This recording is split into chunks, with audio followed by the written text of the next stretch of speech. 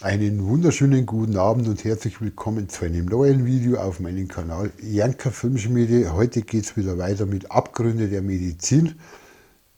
Es ist erschreckend, aber damals auf wahre Begebenheiten und ich werde jetzt in dieser kleinen Geschichte vorlesen. Also ich kann es nicht auswendig, Entschuldigung, ich muss halt ein bisschen ablesen, aber ist egal, sehr interessant und sehr spannendes Ereignis von der damaligen Zeit.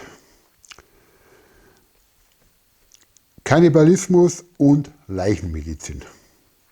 Von echten Vampiren, Gladiatorensaft, einem nicht ganz unschuldigen Papst, Blutchili. Schädelmoos und der Heilkraft von Mumien.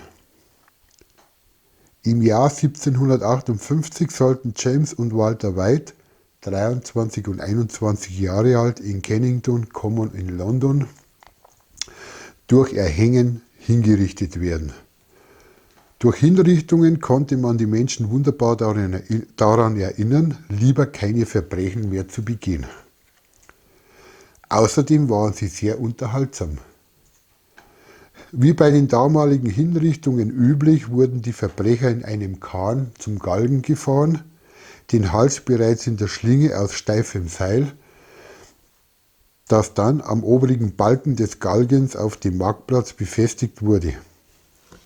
Kurz darauf wurde der Kahn weggezogen und die ehemaligen Verbrecher baumelten zappelnd im Wind, bis sie leblose Leichen waren.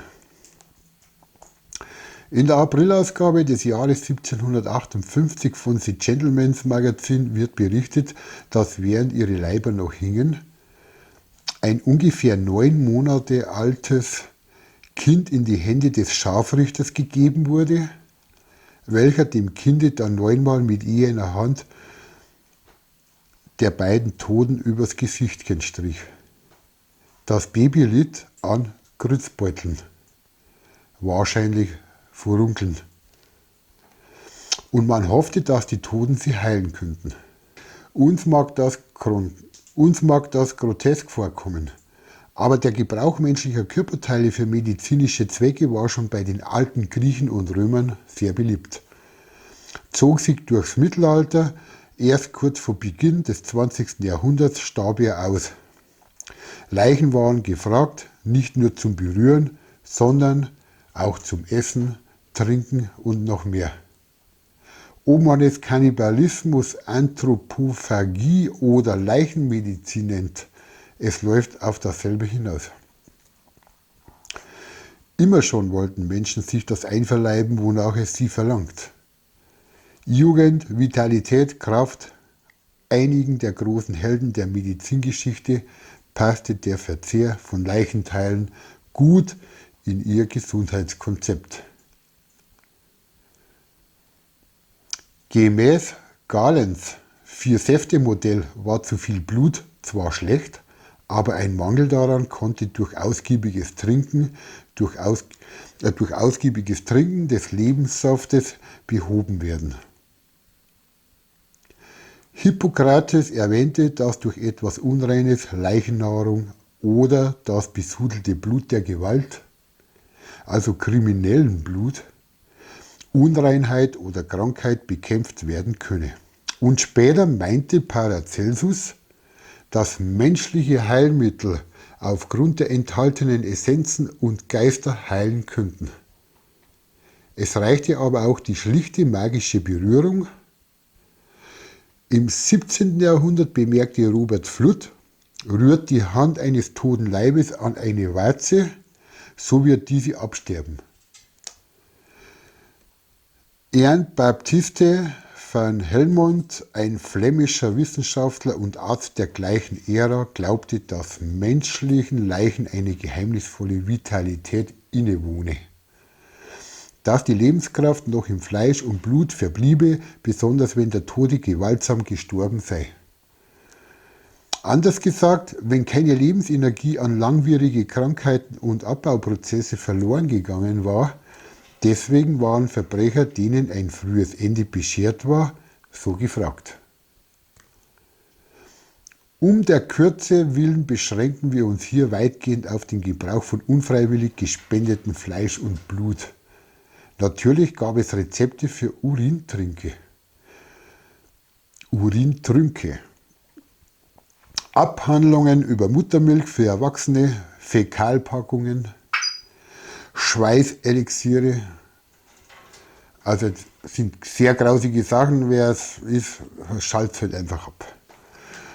Über Muttermilch für Erwachsene, Fäkalpackungen, Schweißelixiere und Plazentapillen. Aber all diese Exkrete können beschafft werden, ohne dem Spender Schaden zuzufügen. Auch Blut kann ohne Schaden hergegeben werden. Immerhin haben wir im letzten Jahrhundert großzügig davon gespendet, um unzählige Menschenleben zu retten. Aber in der Vergangenheit verlief das Blutspenden nicht so sauber und altruistisch. Es war eine einzige Sauerei.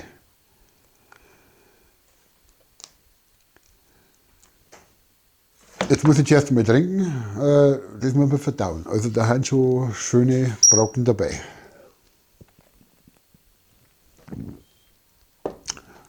Aber wie gesagt, war damals so üblich und man muss es ja heute nicht mehr haben.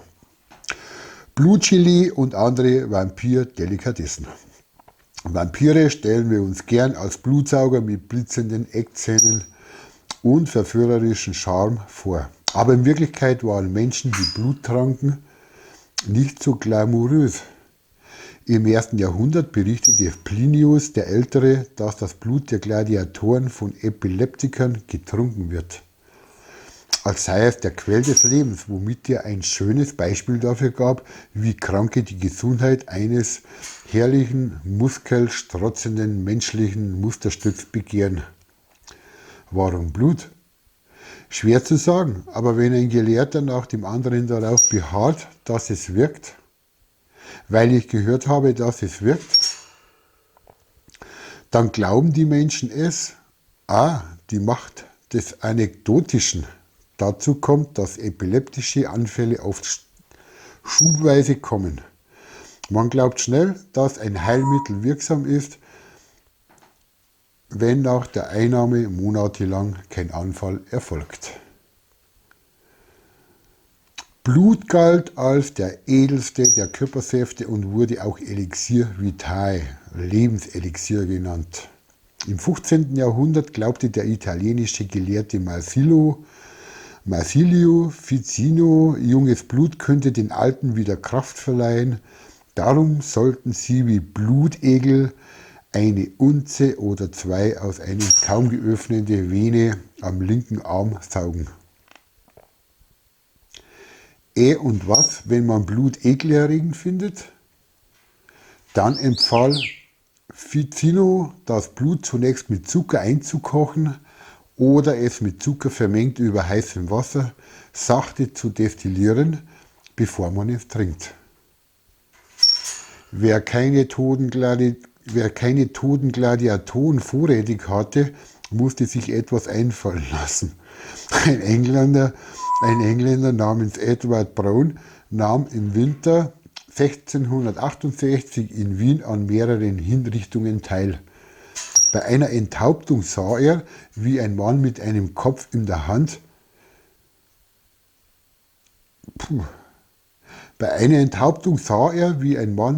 Topf in der Hand herbeigeeilt kam und dessen mit dem Blut füllte, welches noch aus dem Hals der Leiche spritzte und es sogleich austrank. Andere tauchten ihre Taschentücher ins Blut, in der Hoffnung, sich von der Epilepsie oder Fallsucht, wie sie damals genannt wurde, zu kurieren.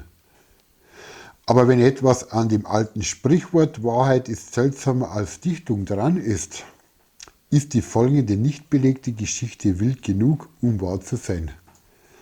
1492 lag Papst Innozenz VIII. Auf dem Sterbebett.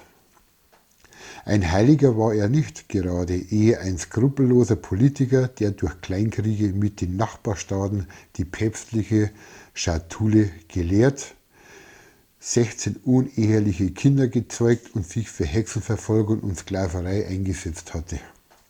Also alles andere als ein Sympathiebolzen. Gerüchten zufolge bestach sein Arzt, als nichts mehr half, 3 Knaben mit je einer Goldmünze. Sie wurden ausgiebig zur Ader gelassen und der sterbende Papst trank ihr Blut. Die Jungen starben.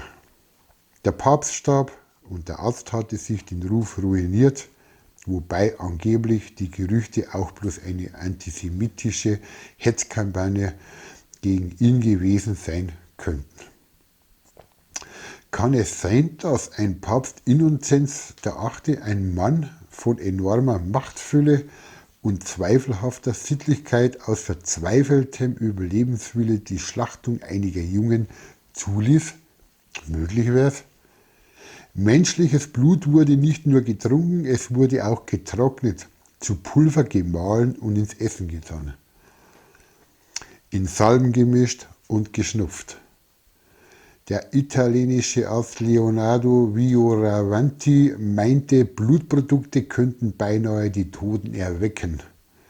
Er starb 1588, also hat es bei ihm wohl nicht gewirkt. Laut Plinius versuchten die ägyptischen Könige ihre durch Parasitenbefall hervorgerufenen Schwellungen, Elephantiasis genannt, durch das Baden in menschlichem Blut zu lindern. Blut wurde bei Hautinfektionen und Fiebererkrankungen benutzt und sollte sogar Haar sprießen lassen. Andernorts in Europa kochte man Blut manchmal zu klebrigem Gelee ein. Ja, Blutgelee. Wer will das Rezept? Hier ist eins aus einem franziskanischen Arzneibuch von 1679. Und jetzt hebt euch ein, was da alles drinnen ist. Oder wie es gemacht wurde. Also zum Nachmachen nicht empfohlen. Erstens, Blut trocknen lassen, bis eine klebrige Masse entsteht. Zweitens, in dünne Scheiben schneiden und den wässrigen Teil abtropfen lassen. Drittens, auf dem Herd mit einem Messer zu einem Teig verkneten. Viertens, durch ein Sieb aus feinster Seide drücken.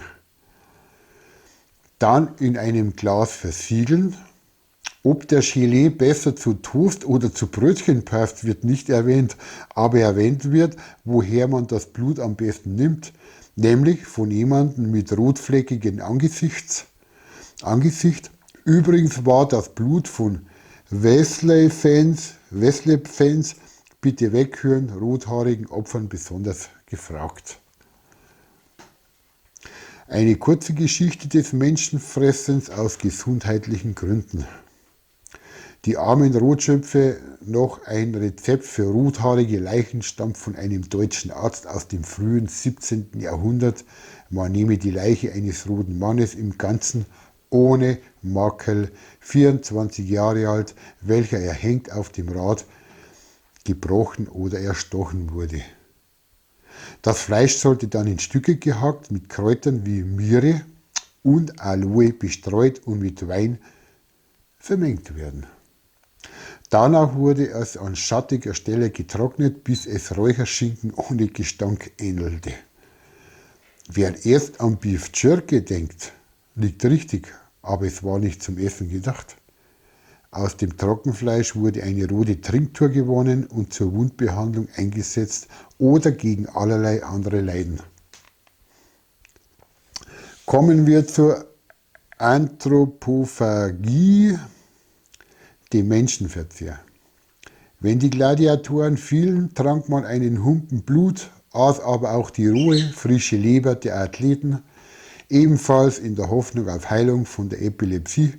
Die Leber galt oft als das Organ, in dem der Mut saß, und ihr Blut galt als wertvoll. Der Puritaner Edward Taylor, gestorben 1729, ein Harvard-Absolvent und berühmter Dichter, hatte auch ein weniger bekanntes medizinisches Werk namens Dispensatore veröffentlicht. Daran legt er dar, dass der tote menschliche Körper einen Schatz an Heilmitteln für die Lebenden berge. Knochenmark sei gut bei Krämpfen, Gallenblase lindert Taubheit, getrocknetes Herz heile Epilepsie und so weiter und so fort. Möglicherweise gab es auch kandierte Menschen. Die Menschen vom Mann in Honig. Entstammt einer Schrift des chinesischen Pharmakologen Li Shizhen aus dem 16. Jahrhundert. Darin kolportiert er das Gerücht, in Arabien hätte man Menschen mit Honig mumifiziert. Angeblich musste die Leiche von einem alten Menschen freiwillig gespendet werden. Ohne diese Aufopferung wäre die Medizin wirkungslos. Der Freiwillige hätte tagelang nur Honig gegessen, bis seine Exkremente Honig wurden, sein Schweiß Honig wurden, Honig urinierte. Völlig unmöglich, aber es ist ja eine Legende. Nachdem er dann zwangsläufig gestorben wäre, hätte man die Leiche in einem Sarg voller Honig ins Grab gelegt. Nach exakt 100 Jahren wäre der einbalsamierte Leib dann Stück für Stück verzehrt worden. Ein richtig Schmankerl. Ein Stückchen kandierter Mensch, gefällig. Nee, lieber nicht. Honig hat hervorragende antibakterielle und konservierende Eigenschaften und wird in vielen Kulturen seit Jahrhunderten heilkundlich genutzt. Vielleicht ergab daher die Verbindung von Leichenmedizin und Honig irgendeinen düstersösen Sinn. Natürlich gibt es keinen Nachweis dafür, dass melifizierte Menschen je existiert haben. Aber angesichts der Geschichte des medizinischen Kannibalismus ist alles denkbar.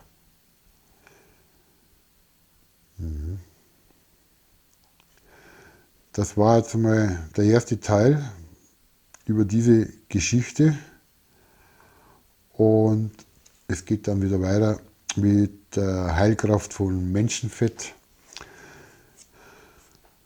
Das gibt es dann im nächsten Video. Also wie gesagt, ein bisschen makaber hört es sich an, aber ich sage mal, ich wollte einfach mal die Geschichte preisgeben. Ist schon grausam, wie sich das alles anhört, aber ich sage jetzt einmal, möglich ist alles und ich möchte wissen, was damals alles gemacht wurde. Es hat keine anderen Möglichkeiten gegeben wie heute. Heute ist alles modern, geht alles viel technischer, alles, die Wissenschaft ist schon so weit und damals hat man halt mit allen möglichen Sachen rumexperimentiert, ob es was bringt oder nicht. Scheißegal, aber sie haben es auf alle Fälle mal probiert. Also mit diesem Sinne, danke nochmal fürs Zuhören. Nächstes Mal geht es weiter mit der Heilkraft von Menschenfett und dann würde ich sagen, lasst ein Abo da, wenn euch das Video gefallen hat. Auf Kommentare würde ich mich freuen und dann würde ich sagen, bis zum nächsten Video. Helmut Janker Filmschmiede. Habe Dere, macht es gut. Servus.